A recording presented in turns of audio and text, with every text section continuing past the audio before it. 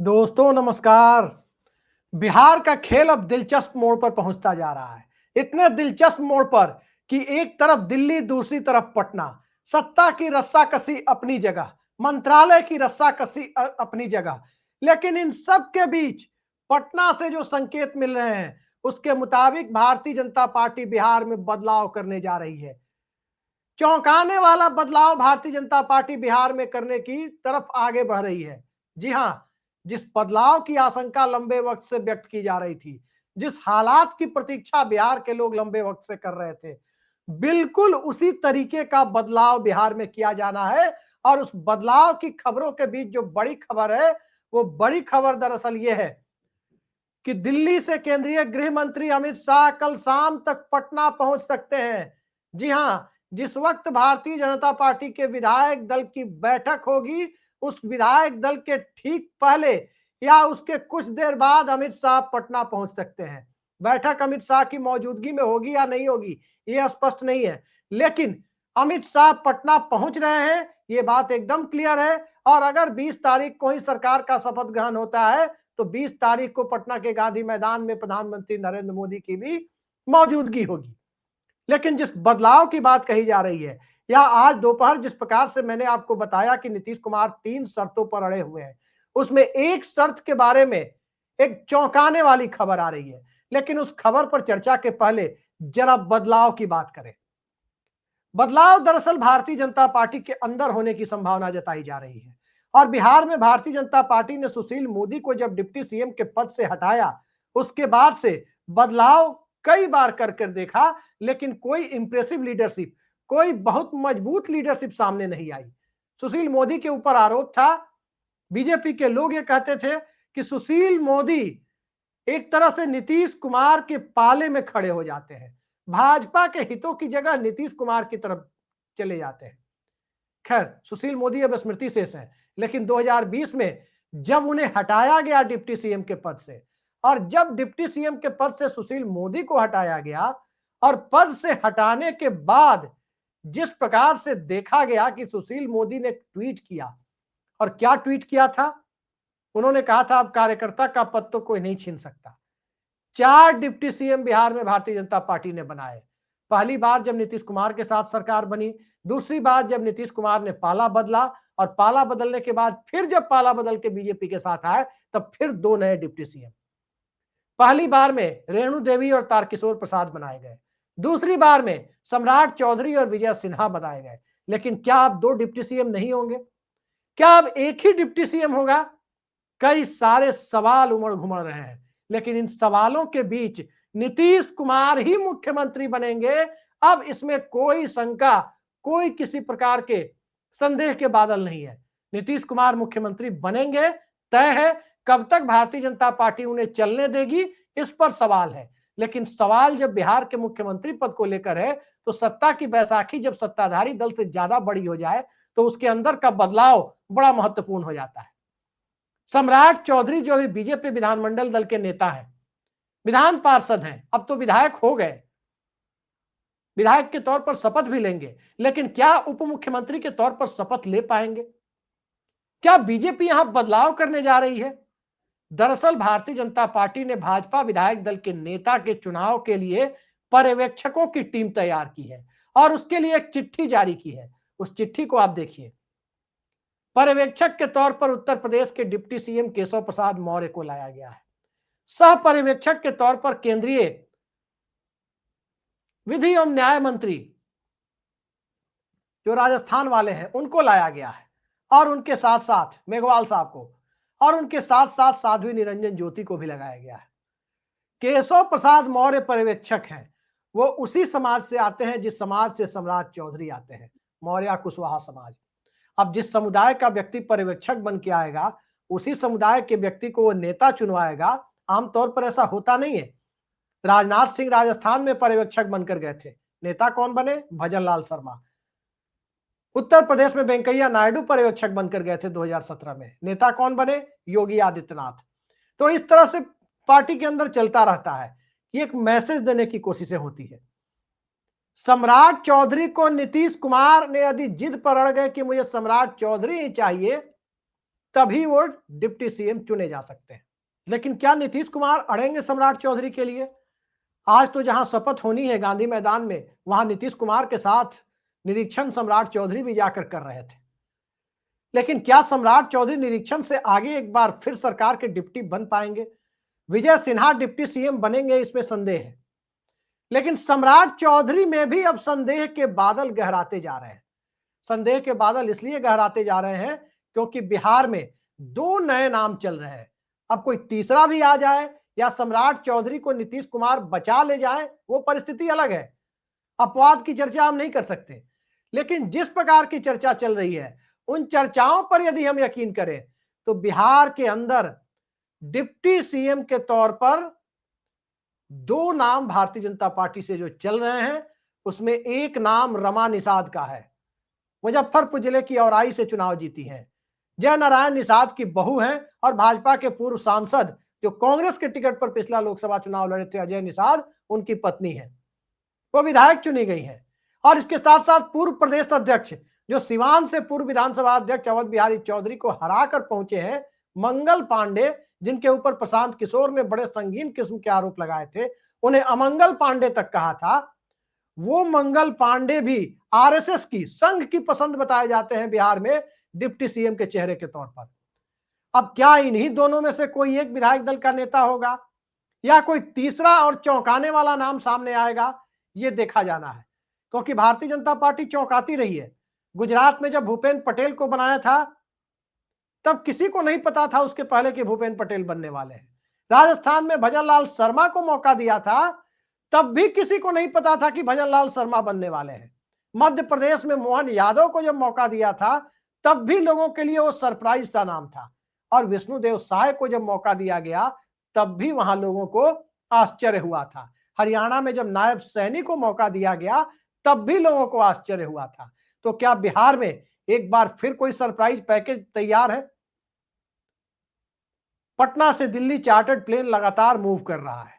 लल्लन सिंह और संजय झा नीतीश कुमार का मैसेज लेकर दिल्ली जाते हैं और दिल्ली से अमित शाह और नरेंद्र मोदी का मैसेज लेकर पटना आते हैं। वो पटना पहुंच गए हैं, धर्मेंद्र प्रधान भी पटना पहुंच गए हैं। लेकिन अमित शाह के पटना पहुंचने का मतलब क्या है, वो भी एक दिन पहले इसको डिकोड किया जाना जरूरी है कि आखिर बिहार भाजपा में सारी चीजें मन मुताबिक नहीं है। बात यदि सम्राट चौधरी की करें तो सम्राट चौधरी संघ की पृष्ठभूमि से नहीं आते हैं, लेकिन बिहार में नीतीश कुमार के साथ वो लगातार जमे रहे। बिहार के अंदर कभी नीतीश कुमार को सत्ता से हटाने के लिए उन्होंने पगड़ी भी बांधी थी, लेकिन नीतीश कुमार ने पगड़ी भी खुलवा दी, उनके साथ वो डिप्टी सीएम भी बन गए। और अब कहा जा रहा है कि नीतीश कुमार ने यदि उनके लिए जोर नहीं लगाया तो भारतीय जनता पार्टी सम्राट चौधरी को कंटिन्यू नहीं करेगी। अब देखते हैं कल विधायक दल में क्या होता है, लेकिन पटना से आसार बहुत अच्छे दिखाई नहीं दे रहे हैं। जरा सोचिए, जिस गठबंधन को बहुत बड़ा मैंडेट मिले, 80% सीटें वो जीत करके आ जाए, 243 में 202 सीटें जीत ले, वहां पर सरकार बनाने के पहले इस तरह की माथापच्ची हो कि मुख्यमंत्री विधानसभा भंग करने की तारीख आगे रखकर तब सिफारिश करे, मुख्यमंत्री इस्तीफा ना दे, तब तक ना दे जब तक कि बिहार में विधायक दल का नेता न चुना जाए, तो आप अंदाजा लगा सकते हैं कि बिहार के अंदर हालात कैसे बने हुए हैं। दरअसल सत्ता की रस्साकसी और मुख्यमंत्री पद की लालसा भाजपा और जनता दल यूनाइटेड दोनों की है। भारतीय जनता पार्टी येन केन प्रकारेण 89 सीटों के साथ सिंगल लार्जेस्ट पार्टी बन गई है। जनता दल यूनाइटेड पिछली बार की 43 के आंकड़े से दोगुनी तो हुई है, लेकिन जनता दल यूनाइटेड अब भी राज्य में बीजेपी से 4 विधायक कम लाकर दूसरे नंबर पर है।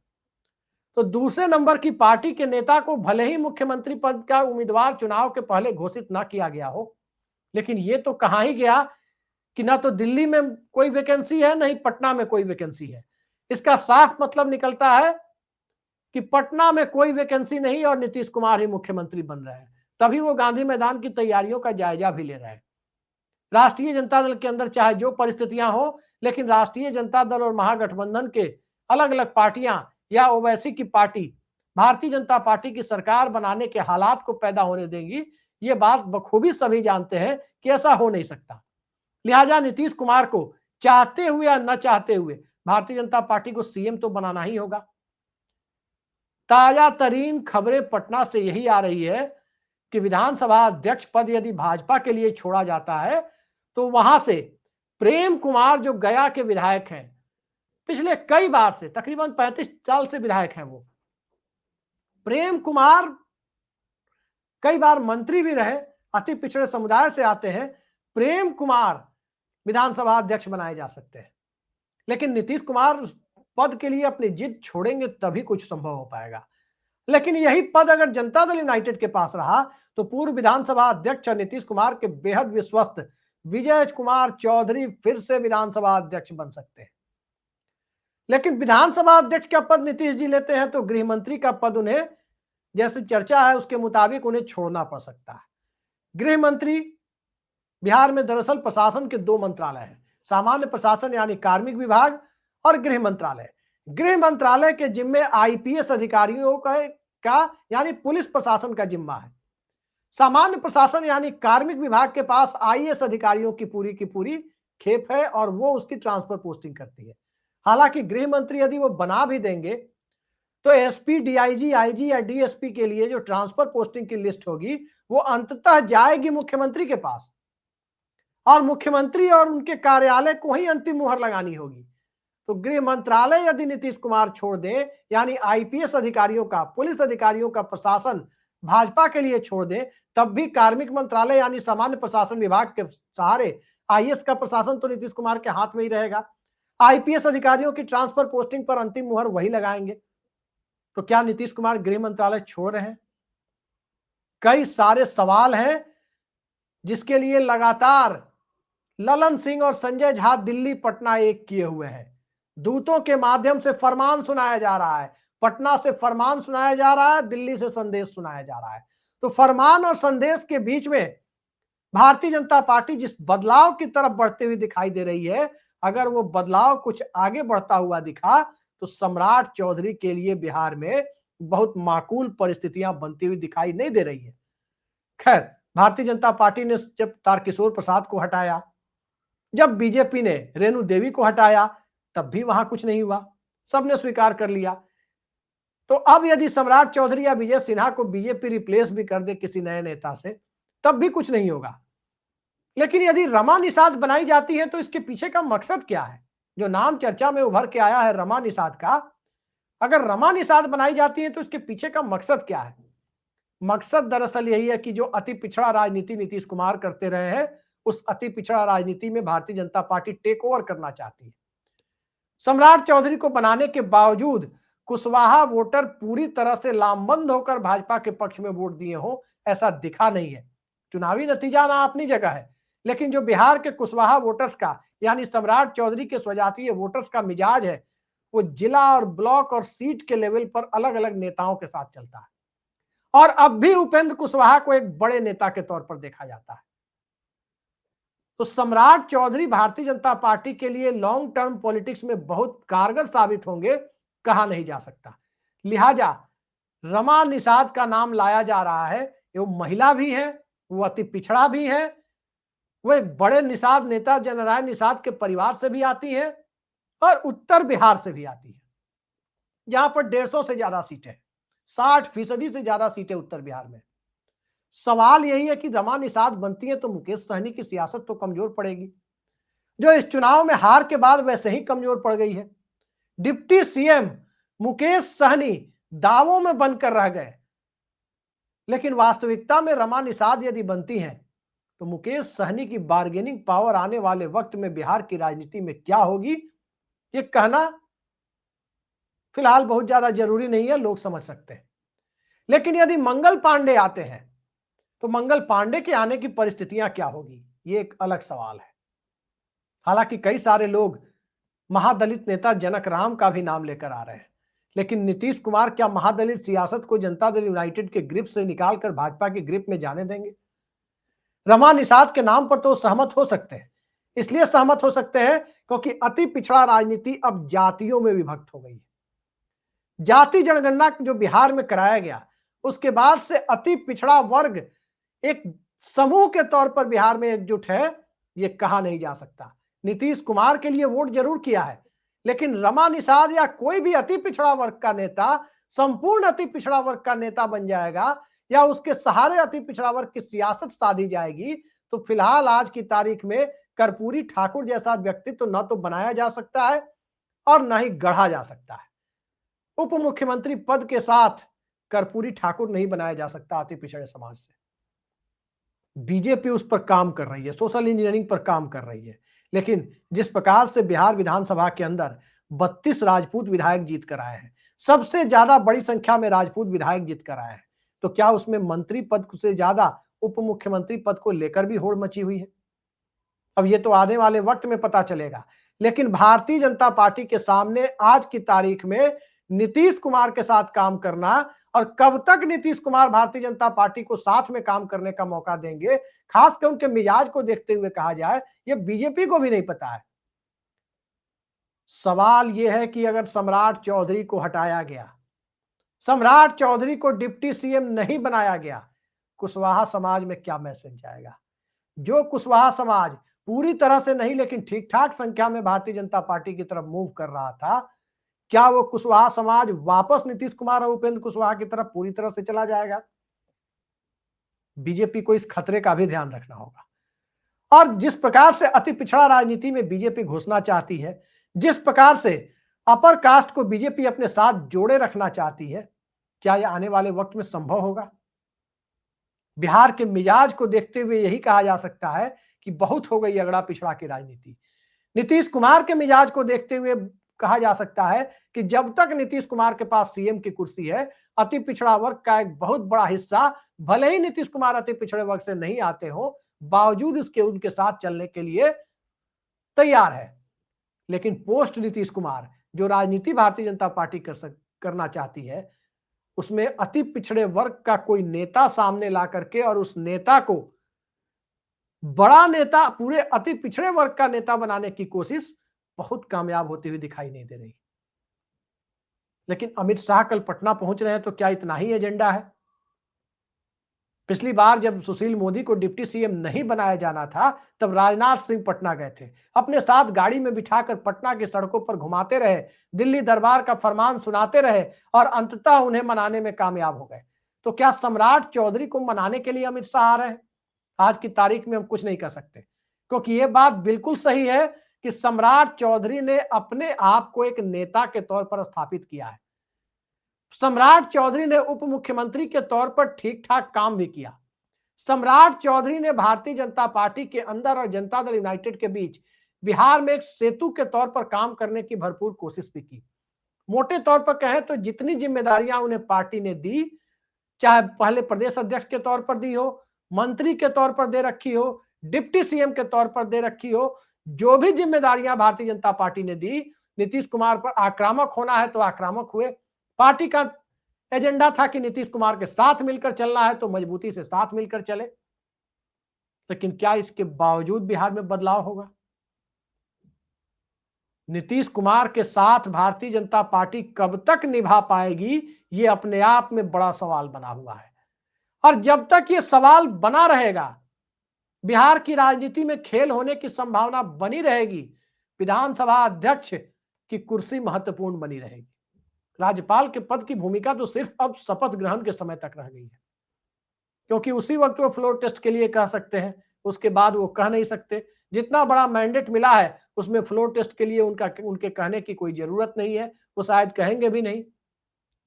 लेकिन आरिफ मोहम्मद खान की भूमिका नीतीश कुमार के शपथ लेने के बाद से कमजोर पड़ जाती है, और जब कमजोर पड़ जाती है तो स्पीकर का पद महत्वपूर्ण हो जाता है। स्पीकर का पद महत्वपूर्ण हो जाता है तो नीतीश कुमार आसानी से छोड़ देंगे, ये लगता नहीं है। क्योंकि पिछली बार भी जब राष्ट्रीय जनता दल के साथ हो गए और स्पीकर बनाया गया अवध बिहारी चौधरी को, तो पटना के राजनीतिक जानकारों ने यही कहा, वहां के पॉलिटिकल एनालिस्ट ने, कि जितने करीब अवध बिहारी चौधरी लालू यादव के हैं, राजद में रहने के बावजूद नीतीश कुमार से भी उनकी बड़े गाढ़े संबंध रहे।